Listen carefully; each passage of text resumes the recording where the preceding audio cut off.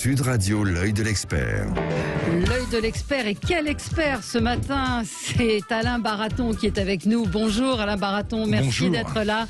C'est un plaisir de vous recevoir, jardinier en chef du domaine national de Trianon et du Grand Parc de Versailles. On vous retrouve sur France 5 dans la matinale et puis sur une autre radio. Vous avez publié de très nombreux livres et là vous publiez un livre essentiel, Dictionnaire amoureux des arbres. On ne parle pas assez des arbres et là vous nous donnez l'occasion de feuilleter dans ce livre votre amour des arbres. C'est une un amour que j'essaie de faire partager. Absolument. Comment voulez-vous aujourd'hui protéger les arbres si vous ne les connaissez pas? Ouais. Et donc cet ouvrage que j'ai vraiment écrit avec mon cœur et depuis de longues années, c'est une manière de dire attention, derrière chaque arbre il y a une histoire, une invention, une découverte, un souvenir. Donc c'est vraiment un guide amoureux des arbres. Amoureux des arbres, et oui, on sent votre émotion. Enfin, on ne peut pas penser que c'est quelqu'un d'autre qui l'a écrit parce qu'il y a des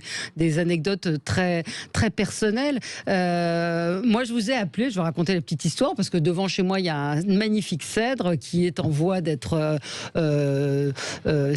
arraché, tué, et je vous ai dit, mais est-ce qu'on peut protéger les arbres? Et il y a cet article dans votre dictionnaire, protection, droit des... Oui, la déclaration des droits de l'arbre. Oui. Et en fait, non. Oui. On peut aujourd'hui arracher un arbre, abattre un arbre en toute impunité. Je suis satisfait que vous m'en parliez. Il y a un véritable scandale en France qui fait que les arbres ne sont pas protégés par la loi. Alors, je dis bien par la loi. On va toujours vous rétorquer que tel ou tel article de telle municipalité protège les végétaux. Elle ne protège rien. Et on continue aujourd'hui d'abattre des arbres pour n'importe quel prétexte. Ouais. Tous les experts, ou presque tous les experts, ont tendance à se protéger, et on peut les comprendre, et signalent qu'un arbre est dangereux, donc il doit être abattu. Ouais. Et je constate, et nous en parlions il y a quelques instants, que l'arbre devient généralement dangereux quand il y a un projet. Il faut aujourd'hui protéger les arbres. Dans ce dictionnaire amoureux, j'évoque la présence en France d'un olivier qui est âgé de 2000 ans. Il vit sur la commune de Roquebrune-Cap-Martin. Il n'est pas protégé par la loi. Je pourrais vous parler du chêne d'Allouville, qui n'est pas protégé par la loi. Ces arbres méritent, au même titre que nos églises romanes, nos cathédrales, nos plus beaux monuments, d'être protégés, car ce ne sont pas que des arbres, ce sont des monuments historiques. Alors comment on fait? Qu'est-ce qu'on peut faire pour protéger ces arbres? Alors, il y a quand même une prise de conscience qui semble être là, réelle. Et puis on conseille la lecture de cet ouvrage aux politiques qui apprendront peut-être que certains arbres vivent très longtemps. Si je vous dis ça, c'est que souvent on vous dit qu'il est impossible. Oui. Et puis on ne peut pas les protéger parce qu'ils sont mortels. L'arbre le plus vieux sur Terre est âgé de 9500 ans. Je n'ai pas bu, je ne suis pas drogué. J'ai bien dit 9500 ans. Il vit dans le nord de la Suède. C'est un petit sapin. Connaissez-vous, des monuments créés par l'homme qui soient antérieurs à la naissance de cet arbre? J'en suis pas convaincu. Alors, donc, les arbres peuvent parfois frôler l'immortalité. Protégeons les arbres, créons des collèges d'experts, aidons les petites communes à intervenir sur les arbres lorsqu'ils sont en danger et lorsqu'il n'y a pas de moyens pour les entretenir, mais arrêtons de couper tout et n'importe quoi. Tout et n'importe quoi au profit du béton et en général, vous l'avez dit, de construction. Oui, parce que là, c'est quand même l'occasion de rappeler qu'un arbre, ce n'est pas que du bois, ce ne sont pas que des feuilles, ce sont des nids pour les oiseaux, ce sont des lieux pour les insectes. C'est ce qui vous permet de respirer un air un peu plus frais, qui vous donne de l'ombre en été. C'est également ce qui retient l'eau ou qui absorbe l'eau de la terre. Ça vous brise un peu le vent. C'est très important, la présence d'un arbre. Pour faire simple, l'arbre, c'est la vie. Oui, alors il y a beaucoup de choses, par exemple le thuya. Vous me dites pourquoi je vous parle du thuya. C'est vrai que le thuya, c'est un arbre qui est un peu méprisé aujourd'hui, qui servait à faire des bordures. Et en fait, vous nous racontez l'histoire de cet arbre qui avait été nommé arbre de vie. L'arbre de vie, parce que il était supposé donner la vie à ceux qui consommaient les feuilles. Grave erreur, les feuilles sont toxiques. Toujours est-il que le thuya, qui au Canada, son pays d'origine, peut 60 mètres de hauteur, et fut le premier arbre introduit du continent américain. Voilà, 1494 ou 15, c'est quand même considérable.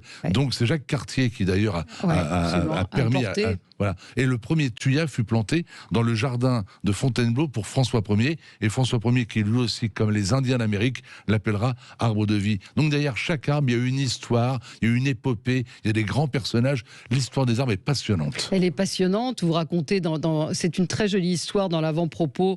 Vous parlez de cet arbre qui devait être abattu et qui a été sauvé par les moines bouddhistes. Ah bah le Célia zelanica. Ouais. En 2 mots, cet arbre avait totalement disparu de la surface du globe. Il est redécouvert par hasard il y a quelques années. C'est donc le seul exemplaire qui vit sur la planète. Il doit être coupé pour le tracé d'une autoroute. La population se mobilise, rien n'y fait. Les moines interviennent. Dans ce pays, le bouddhisme est très respecté. Ils décident de faire moine l'arbre. Ils l'entourent de la toge connue, tu sais, safran. Et depuis que l'arbre est moine, bien sûr, personne n'ose y toucher. L'autoroute, entre-temps, a été construite. Comme quoi, quand on veut, on peut. Ouais. Et l'arbre, donc, cet arbre moine continue de vivre pour notre plus grand bonheur à tous, je crois. Oui, vous dites que les arbres nous parlent.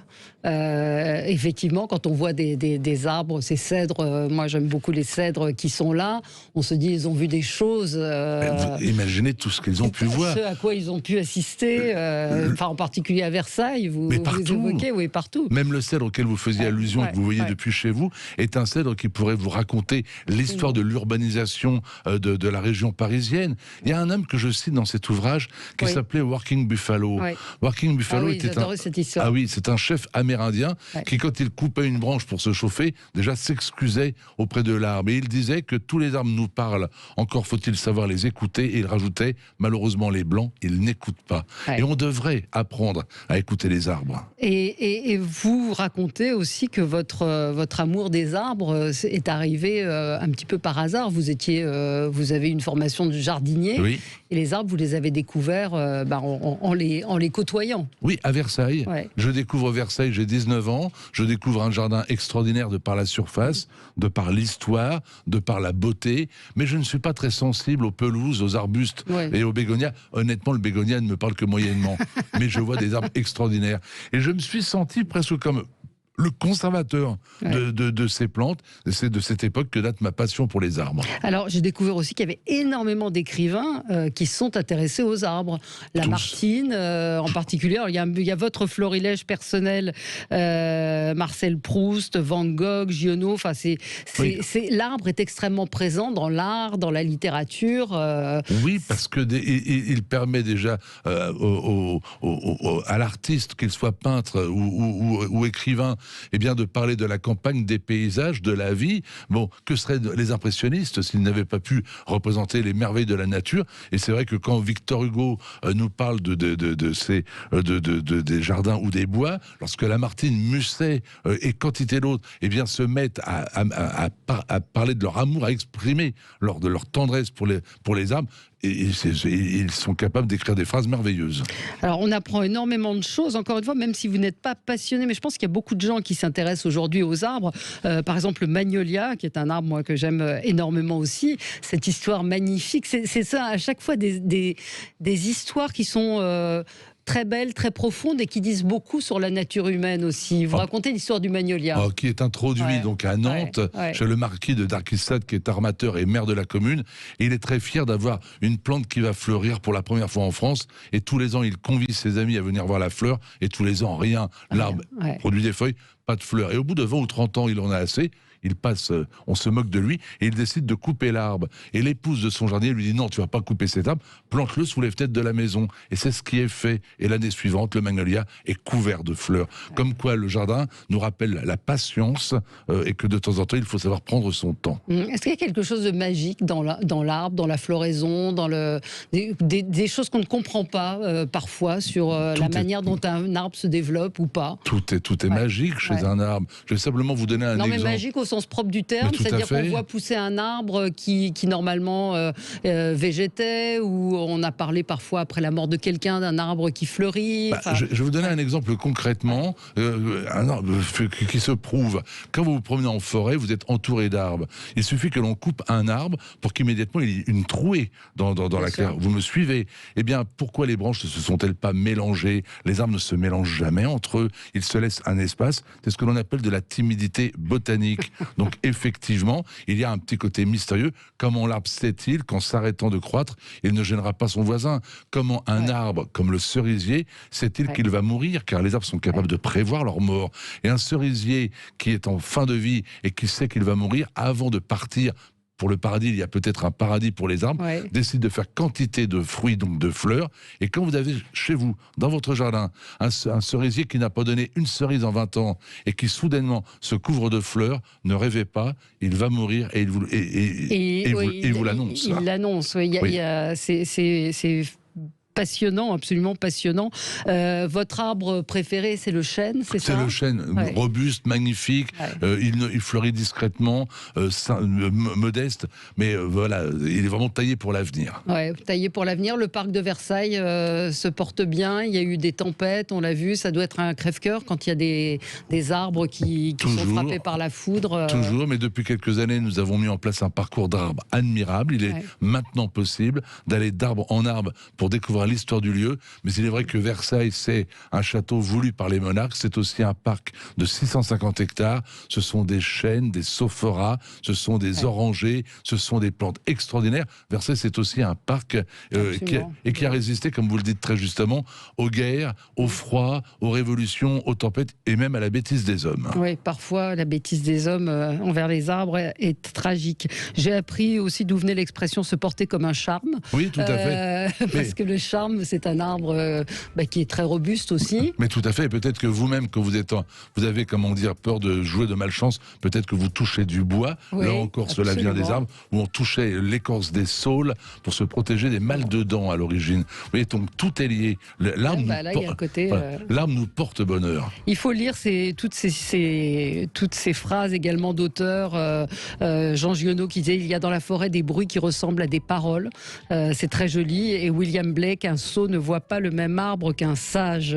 En tout cas, moi, je suis partante pour la déclaration des droits des arbres. Je pense qu'il est urgent de les protéger et de ne pas laisser certains bétonneurs, beaucoup de gens réagissent. Allez marcher dans les bois en automne, vers la fin de la journée, vous allez ressentir la chaleur qu'il dégage en fin de journée. Le ginkgo est mon arbre préféré, le plus résistant et ancien au monde. Je sais pas, c'est l'arbre le plus ancien, non, c'est pas. Enfin, oui, quel est l'arbre le ginkgo biloba, oui, parce qu'en fait, on l'appelait l'arbre fossile. Donc cet arbre n'était connu qu'à l'état fossile avant sa découverte au XVIIIe siècle au Japon. Mais donc, c'est l'un des arbres qui est parmi les premiers arrivés sur la planète. Oui, des gens nous signalent des platanes qui sont abattus, des platanes centenaires dans l'Hérault. Allez voir Anne Hidalgo parler d'huile des arbres. Voilà, donc ça fait beaucoup réagir. Écoutez, je vous conseille absolument ce livre, Le Dictionnaire amoureux des arbres. C'est une balade en forêt dans votre fauteuil, mais qui vous permettra d'en savoir beaucoup plus. Il y a les oiseaux, il y a effectivement des textes littéraires très beaux, et puis déclarations d'amour aux arbres. Merci Alain Baraton d'être venu nous parler de ce dictionnaire amoureux des arbres paru chez Plomb.